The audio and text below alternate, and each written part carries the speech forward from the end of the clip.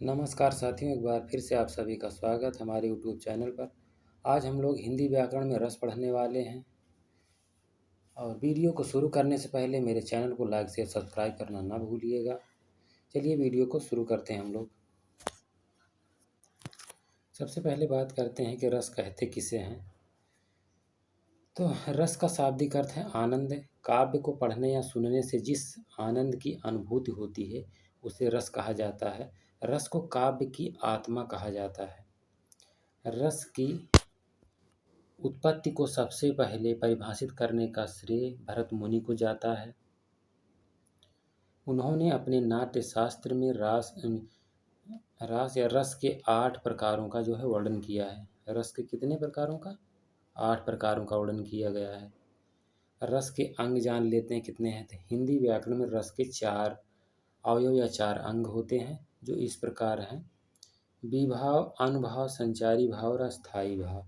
यही 4 इसके मुख्य अंग होते हैं रस के। अब एक एक करके इन्हीं चारों को हम लोग पढ़ेंगे। तो पहला है विभाव। रस का विभाव, जो व्यक्ति पदार्थ अन्य व्यक्तियों के हृदय के भावों को जगाते हैं उन्हें विभाव कहते हैं।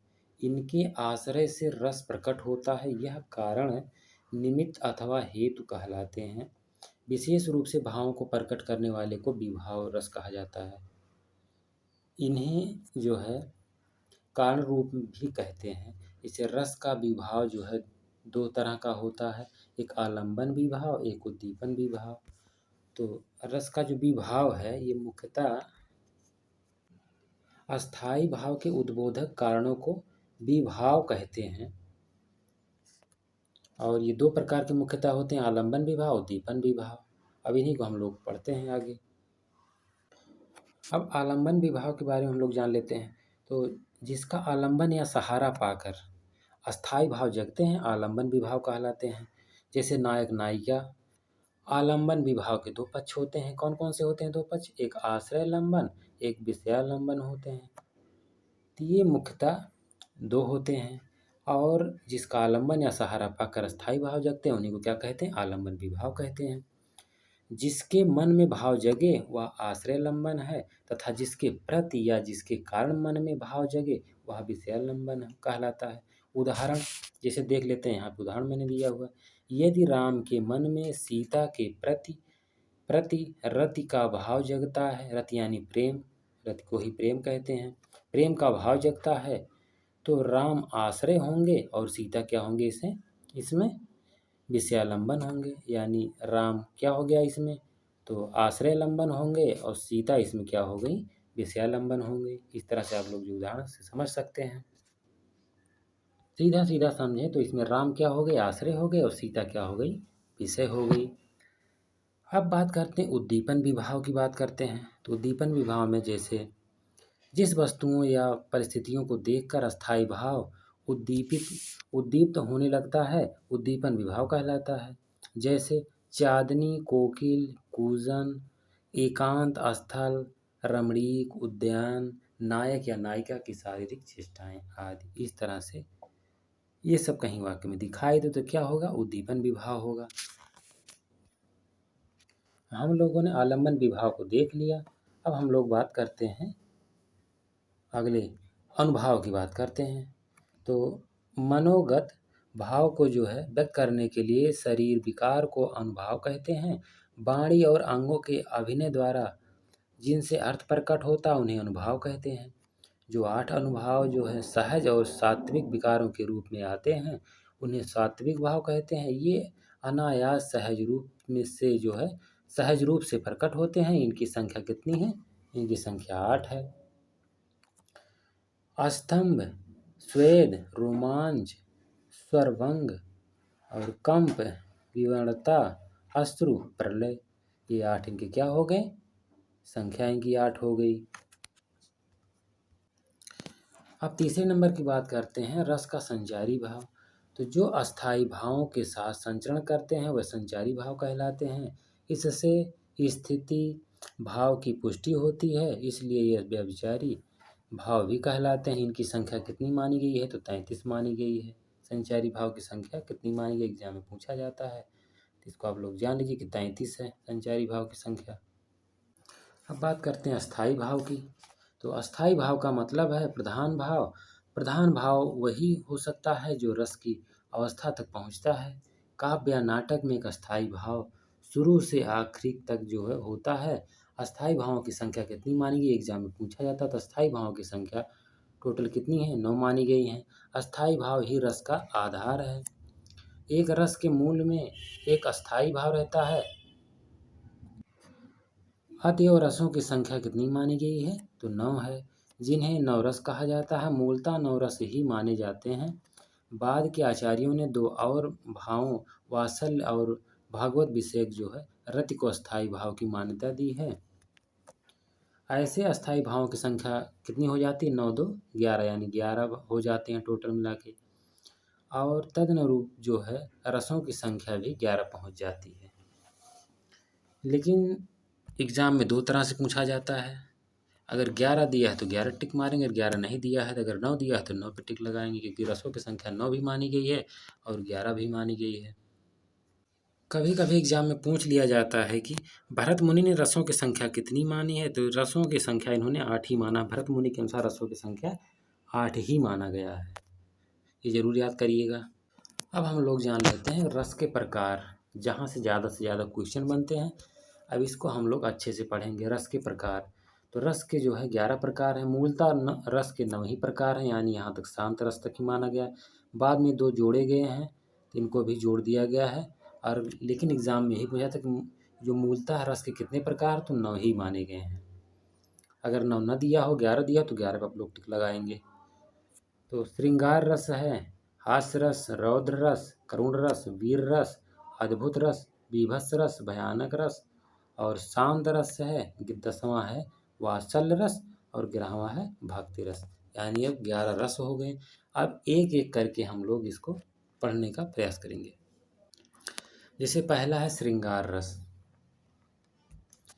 पहला कौन सा है, श्रृंगार रस है। तो श्रृंगार रस को क्या कहा जाता है, रसराज या रसपति कहा जाता है, कहा गया है। श्रृंगार रस को रसराज या रसपति कहा गया है। एग्जाम में अक्सर पूछा जाता है कि रसों का राजा कौन है, तो रसों का राजा श्रृंगार रस है। तो श्रृंगार रस के अंतर्गत जो है नायिका अलंकार, ऋतु तथा प्रकृति का भी वर्णन किया जाता है। नायक और नायिका के मन में संस्कार रूप में स्थित रति या प्रेम जब रस की अवस्था को पहुंचकर आस्वादन के योग्य हो जाता है, तो वह श्रृंगार रस कहलाता है। अब इसको अगर हम लोग उदाहरण से देखेंगे तो अच्छे से समझ जाएंगे। दूल्हा श्री रघुनाथ बने, दुल्ही सिय सुंदर मंदिर माही। गावत गीत सबय मिल सुंदरी, वेद जुआ जुअर विप्र पढ़ाई। राम को रूप निहारती, जानक कंकन के नग की परछाई।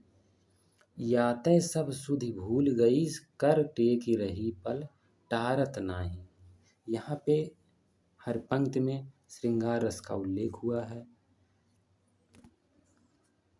एग्जाम में भी इसी तरह से पूछा जाता, पंक्तियाँ दी जाती हैं, इसमें पूछा जाता कि कौन सा रस है इसमें। अगर श्रृंगार रसों को पहचानने का सबसे अच्छा तरीका है, आप लोग जैसा लिखा गया, जैसे श्रृंगार रस में श्रृंगार रस की जो है बात कही जाएगी, तो आप लोग आँख मूंद के जो है श्रृंगार रस मार दीजिएगा। अभी हम लोग जो है आगे पढ़ेंगे तो आप लोग खुद ही जान जाएंगे कि श्रृंगार रस सबसे आसान टॉपिक है।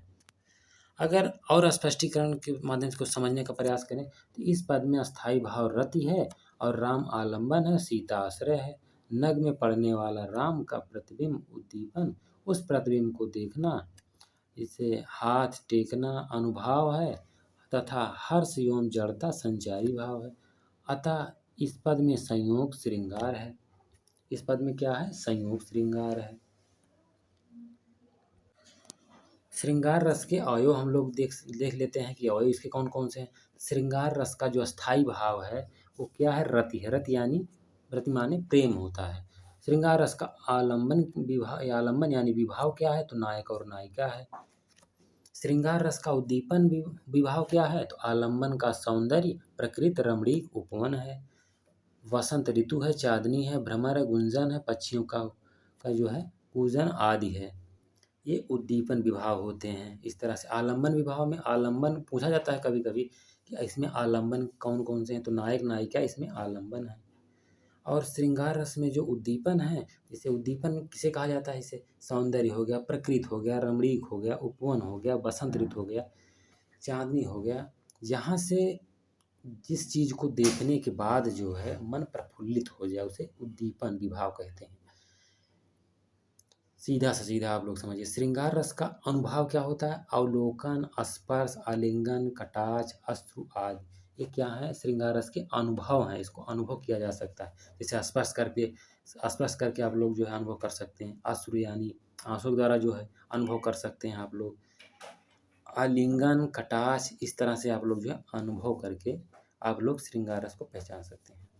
श्रृंगार रस का संचारी भाव क्या होता है, तो जैसे संचारी भाव जैसे हर्ष हो गया, जड़ता, निर्वेद, अभिलाषा, चपलता, आशा, स्मृति, रुदन, आवेग, उन्माद आदि, ये सब क्या है, संचारी भाव है।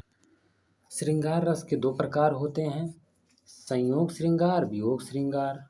अब पहला है संयोग श्रृंगार। तो संयोग काल में नायक और नायिका की पारस्परिक रति माने प्रेम, मैंने बार बार बताया, एग्जाम में पूछा भी जाता है। रति को संयोग श्रृंगार कहा जाता है। इसमें संयोग का अर्थ है सुख की प्राप्ति करना। अब जैसे उदाहरण देख लेते हैं हम लोग, जैसे बतरस लालच लाल की मुरली धरि लुकाए, सौ करे भवानी हंसै दैन कहे नट जाए। अब शायद अगर आप लोग जो है उदाहरण से ना समझ पाए हों तो और हम स्पष्ट कर देते हैं इसमें। जैसे जहाँ पे नायक नायिका के मिलने के प्रसंग में संयोग श्रृंगार होता है, जब नायक नायिका मिलते हैं तो क्या होता है, संयोग श्रृंगार वहाँ पे होता है। और जब नायक और नायिका जब अलग होते हैं, यानी वहाँ पे जो है क्या होता है, वियोग श्रृंगार होता है। अलगाव के भाव में वियोग होता है। जब वो मिलते हैं तो क्या होता है, संयोग श्रृंगार होता है। इस तरह से कहीं भी आप लोगों को वाक्य में दिखाई दे तो आप लोग अंदाज़ा लगा करके आप लोग जान सकते हैं कि संयोग श्रृंगार है या वियोग श्रृंगार है। जैसे एक उदाहरण और मैं बता दूं, जैसे तरनि तनुजा तट तमाल तरुअर बहु छाए, झके कूल सो जल परसन हित मनहु सुहाए। तो इस पंक्ति में भी क्या है, संयोग श्रृंगार ही है। हम लोग अब आगे देखते हैं। अब वियोग श्रृंगार की बात करते हैं। एक दूसरे के प्रेम में अनुरक्त नायक या नायिका के मिलन का अभाव, यानी भी मैंने बताया नहीं कि वियोग श्रृंगार किसे कहते हैं। जहाँ पे नायक नायिका मिलते हैं वहाँ पे संयोग श्रृंगार होता है, जहाँ पे बिछड़ते हैं वहाँ पे क्या होता है, वियोग श्रृंगार होता है। बिछड़ने पे वियोग श्रृंगार होता है। उदाहरण से देखते हैं, निस दिन बरसत नयन हमारे, सदा रहत पावस ऋतु हम पे, जब ते श्याम सिधारे। यानी यहाँ पे जो है नायक नायिका के अलग होने का जो है भाव प्रकट हो रहा है, तो यहाँ पे क्या होगा, वियोग श्रृंगार होगा। अब बात करते हैं हास्य रस की। हास्य रस का स्थायी भाव क्या होता है, हास होता है। इसके अंतर्गत वेशभूषा, वाणी आदि की जो है विकृति को देखकर मन में जो प्रसन्नता का भाव उत्पन्न होता है, उससे हास्य की जो है उत्पत्ति होती है। इसे ही हास्य रस कहते हैं। उदाहरण से अगर समझें, इसे बुरे समय को देखकर गंजे तू क्यों रोए, किसी भी हालत में तेरा बाल न बाका होए। यानी यहाँ पे अस्थाई भाव क्या है, अस्थाई भाव हास्य है। और आलंबन क्या है, यहाँ पर गंजा है। जैसे मैंने बताया नहीं कि दूसरे की विकृति, आकार, जैसे हो गया आकार, वेशभूषा, वाणी, चेष्टा, यानी अलग प्रकार से कुछ है। यानी आदमी है तो गंजा है, उसके सिर पर बाल नहीं है। जैसे किसी की नाक लंबी हो गई तो उस पर जो है हास्य हो गया। किसी की अंगुली जो है, कई अंगुलियां हैं, एक अंगुली छोटी बड़ी हो सकती है, या कई 5 अंगुली के बजाय एक हाथ में कई अंगुलियां हैं, 5-6 अंगुलियां, 6-7 अंगुलियां हो गई। इस तरह से मैंने बताया कि दूसरे की विकृत आकार, वेशभूषा, वाणी और चेष्टा आदि की जो है वजह से यहाँ पर क्या हो जाएगा, हास्य रस हो जाएगा। अब बात करते हैं रौद्र रस की। इसका स्थायी भाव क्या होता है, रौद्र मानी क्रोध होता है। ठीक है, इसका स्थायी भाव क्रोध होता है। जब किसी एक पक्ष या व्यक्ति द्वारा दूसरे पक्ष या दूसरे व्यक्ति का अपमान करने अथवा अपने गुंजन आदि की निंदा से जो क्रोध उत्पन्न होता है उसे क्या कहते हैं, रौद्र रस कहते हैं। जैसे श्री कृष्ण के सुन वचन अर्जुन क्षोभ से जलने लगे, सब सील अपना भूल कर करतल युगल मलने लगे। संसार देखे अब हमारे शत्रु रण में मृत पड़े। करते हुए यह घोषणा वह हो गए उठ के खड़े। ठीक है, यहाँ पे क्या हो गया आएगा, रौद्र रस हो जाएगा, यानी क्रोध की भावना जग रही है ना वाक्य में, क्रोध की, यहाँ पे रौद्र रस हो जाएगा। तो इसमें अस्थाई भाव क्या हो जाएगा, रौद्र रस का स्थाई भाव पूछा जाता है एग्जाम में, कि रौद्र रस का स्थाई भाव क्या होगा, तो क्रोध होगा। अभी मैं एक ही जगह लिखा हुआ, अभी मैं दिखाऊंगा आगे चल करके, क्योंकि एग्जाम में पूछा जाता है, इसका पूछा जाता है स्थाई भाव। आलम्बन इसमें क्या हो जाएंगे, इसके अलावा जो कुछ भी है इसमें तो वो सब आलम्बन हो जाएगा। स्थाई भाव क्रोध हो गया। बाकी इस वाक्य में जितने भी कुछ हैं इसमें लिखा गया है, इसे शत्रु की बात हो रही, विपक्ष की बात हो रही, देशद्रोही की बात हो, जो भी कुछ बात होगी इस वाक्य में वो क्या हो जाएगा, आलम्बन हो जाएगा। उद्दीपन किसे कहते हैं, अभी मैंने बताया था कि कटु वचन हो गया, शत्रु के द्वारा किए गए अपराध हो गए। और अनुभव अनुभव क्या हो जाता है, जैसे नेत्रों का लाल होना, अनुभव नहीं करते हैं आप लोग, जैसे किसी का नेत्र लाल हो रहा था तो आप लोग अनुभव कर लेते हैं कि नहीं ये व्यक्ति क्या है, गुस्से में है। होठ जो है होठ जो है फड़फड़ाना, जिसे जल्दी जल्दी करते हैं ना लोग, समझ आते हैं कि गुस्से में है ये व्यक्ति। दांत क्या होता है, दांत कटकटाना। तो संचारी भाव क्या होता है, अमर्ष हो गया, मोह हो गया, मद हो गया, जड़ता हो गया, गर्व हो गया, स्मृत हो गया, सब क्या होते हैं, संचारी भाव होते हैं। अनुभाव आप लोग समझ लिए। उद्दीपन भाव मैंने अभी बताया था। आलम्बन अस्थाई भाव क्या होते हैं, ये सब मैं कई बार बता चुका हूँ, फिर से हाँ मैं एक बार बता दिया अभी कि अस्थाई भाव क्या होते हैं, आलम्बन क्या होते हैं, उद्दीपन क्या होते हैं, अनुभाव और संचारी भाव क्या होते हैं। फिर भी अगर आप लोग ना समझ पाए हो तो कमेंट करके एक बार फिर से पूछ सकते हैं, मैं फिर से एक बार एक वीडियो बनाऊंगा और अच्छे से डिटेल में इसको फिर से बताने का प्रयास करूंगा। अब बात करते हैं करुण रस की। तो करुण रस का जो अस्थाई भाव होता है वो शोक होता है। इस रस में किसी अपने का जो है विनाश या अपने का वियोग या द्रव्यनाश एवं जो है प्रेमी से सदैव बिछुड़ जाने या दूर चले जाने से जो दुख या वेदना का भाव उत्पन्न होता है उसे क्या कहते हैं, करुण रस कहते हैं। उदाहरण से अगर समझें तो रही खरकती हाय सूल सी पीड़ा उर्मे दशरथ के, ग्लानि त्रास वेदना विमणित साप कथा वे कह ना सके। यानी करुण रस का स्थायी भाव क्या होता है, शोक होता है। शोक में आप कब होंगे, जब आप दुखी होंगे तभी आप शोक मनाएंगे ना, दुखी होंगे। ये नहीं कि आप प्रसन्न होंगे तब मनाएंगे, नहीं, आप जब दुखी होंगे तभी आप क्या मनाएंगे, शोक मनाएंगे। तो जैसे कहीं भी शोक का भाव आए या दुखी का भाव आए तो वहाँ क्या हो जाता है, करुण रस हो जाता है। जैसे जब राम और सीता वन को जा रहे थे तो दशरथ के मन में क्या हो रहा था, दशरथ बहुत दुखी हो रहे थे, मन ही मन क्या हो रहे थे अंदर ना, दुखी हो रहे थे। जैसे यहाँ पे लिखा, रही खरकती हाय सुलसी पीड़ा उर में दशरथ के, ग्लानि त्रास वेदना विमंडित साप कथा वे कह ना सके। लेकिन वे अपनी मन की भावों को व्यक्त नहीं कर सकते थे क्योंकि उनको श्राप मिला था, इसलिए वो उनको वन जाना ही था। अगर इस वाक्य में हम पूछे कि अस्थाई भाव क्या है तो आप लोग क्या बताएंगे कि अस्थाई भाव शोक है। और अगर हम पूछे इसमें आलंबन क्या है तो कष्ट पीड़ा ये सब क्या हो जाएंगे, इसमें कष्ट हो रही, इसमें पीड़ा हो रही है, इसमें करुण रस में क्या हो, ये उदाहरण में क्या हो जाएगा, आलंबन में कष्ट या पीड़ा, यही आलंबन हो जाएगा इसमें। अस्थाई भाव शोक हो गया। अब हम लोग बात करते हैं वीर रस की। वीर रस सबसे आसान है। इसका स्थायी भाव क्या होता है, उत्साह होता है। जब आप उत्साह में होते हैं तभी आप जो है, तभी वीर रस का जो है भाव निकलता है। जैसे उदाहरण सबसे अच्छा आप यही ले लीजिए कि वीर तुम बढ़े चलो, धीर तुम बढ़े चलो, सामने पहाड़ हो कि सिंह की दहाड़ हो, तुम कभी रुको नहीं, तुम कभी झुको नहीं। ये सबसे अच्छा उदाहरण है वीर रस का। वीर रस में बहुत सारे उदाहरण ले सकते हैं आप लोग, जैसे बुंदेले हर बोलो के मुख हमने सुनी कहानी थी, खूब लड़ी मर्दानी वो तो झांसी वाली रानी थी। यानी वीरता की जो है इसमें बात कही जाएगी। वीर रस में वीरता की बात की जाती है।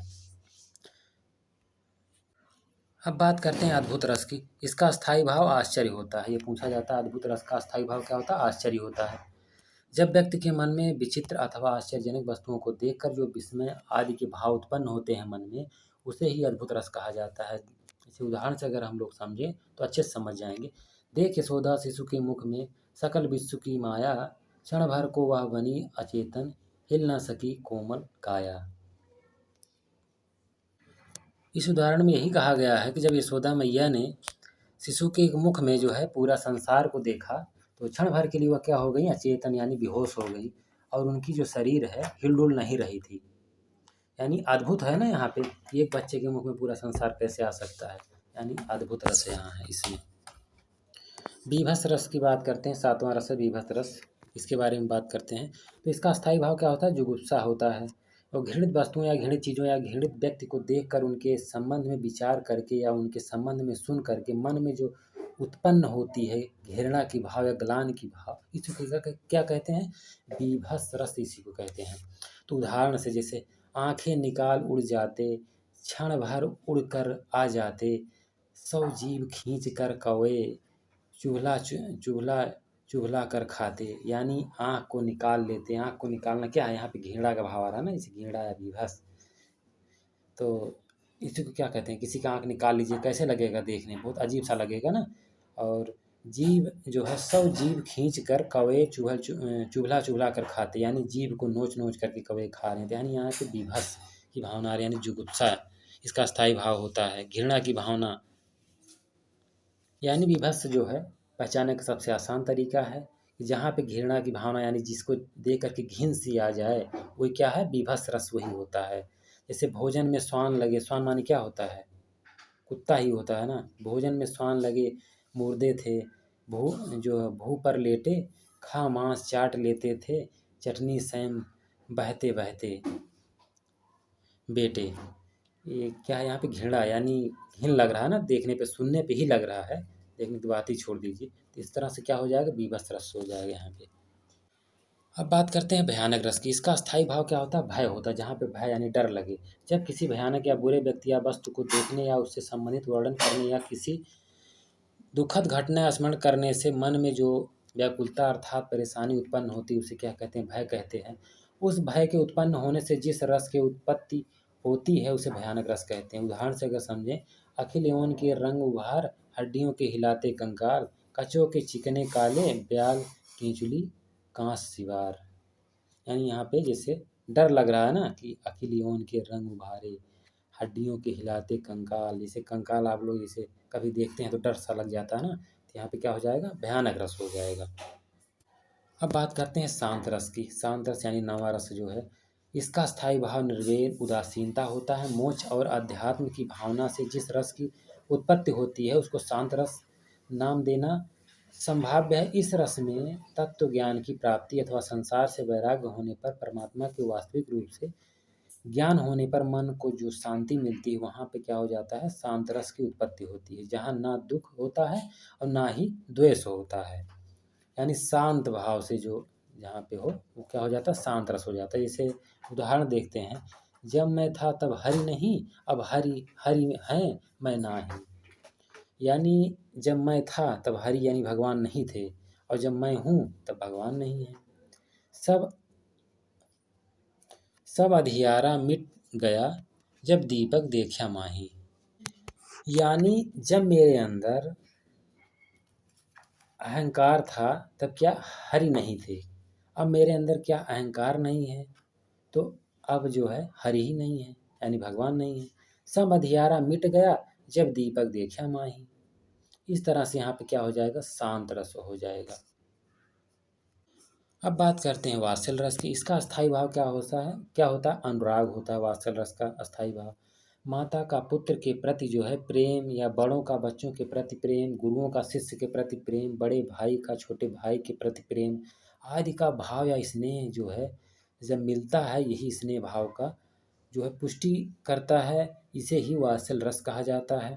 उदाहरण से अगर समझें, से बाल दशा सुख निरखी, जसोदा पुनि पुनि नंद बुलवाती, अचरा तर लय ढाकी, सूर प्रभु कौ दूध पियावती। एक और उदाहरण से इसको हम समझते हैं तो शायद समझ जाएंगे और अच्छे से। जैसे जसोदा हरि पालने झुकावे, हल रावे दुलरावे, मलहावे, जोई सोई कछु गावे।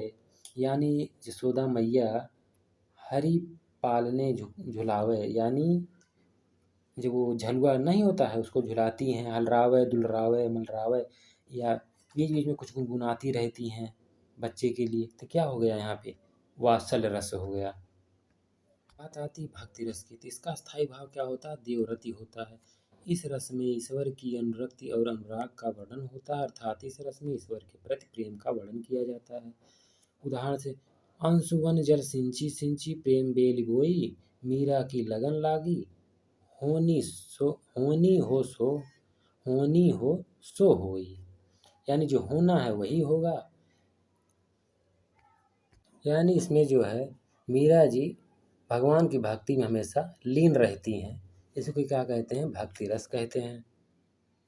अब हम लोगों ने एक एक रस को पढ़ लिया बारी बारी से। अब हम जो है, अभी मैंने बताया था कि अस्थाई भाव जितने हमको एक जगह इनको लिखे हुए हैं, अब आप लोग देख लीजिए कि जैसे रस अस्थाई भाव की संख्या 11 है, तो एक तरफ मैंने रस लिखा, एक तरफ अस्थाई भाव लिखा हुआ है। तो पहला है श्रृंगार रस का अस्थाई भाव क्या होता है, तो रति होता है। श्रृंगार रस का स्थायी भाव रति।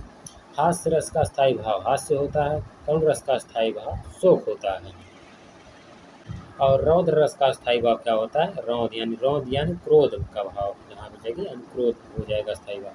विवश रस का स्थायी भाव क्या हो जाएगा, जुगुप्सा हो जाएगा। भयानक रस का स्थायी भाव भय हो गया। अद्भुत रस का स्थायी भाव विस्मय हो गया। वीर रस का स्थायी भाव उत्साह हो गया। शांत रस का स्थायी भाव निर्वेद। और वात्सल्य रस का स्थायी भाव वात्सल्य हो गया। भक्ति रस का स्थायी भाव भागवत यानी अनुराग हो गया, अनुराग विषय। इस तरह से हम लोगों ने 11 थे, इनके जो है हम लोगों ने स्थायी भाव देख लिया। और रस के अंग भी मैंने बता दिया था, एक अस्थाई भाव और एक विभाव और एक अनुभाव और एक संचारी भाव। कौन कौन से होंगे, अस्थाई भाव, विभाव, अनुभाव और संचारी भाव। जब मैंने बताया था कि अस्थाई भाव क्या होता है, अस्थाई भाव 11 हैं, अभी मैंने बताया इसको। विभाव क्या होते हैं, अनुभाव क्या होते हैं, संचारी भाव क्या होते हैं, ये भी मैंने बताया था अभी थोड़ी देर पहले। हम लोगों ने बारी बारी एक रस को अच्छे से पढ़ लिया। अगर कोई भी दिक्कत आती है तो कमेंट करिए, पूछिए कहाँ पे दिक्कत आ रही है, मैं बताऊँगा। वीडियो का हम लोग आज यहीं पे समाप्त करते हैं, फिर मिलते हैं अगले वीडियो के साथ। मैं पढ़ाऊँगा अगले वीडियो में छंद। तब तक के लिए आप लोगों को धन्यवाद साथियों।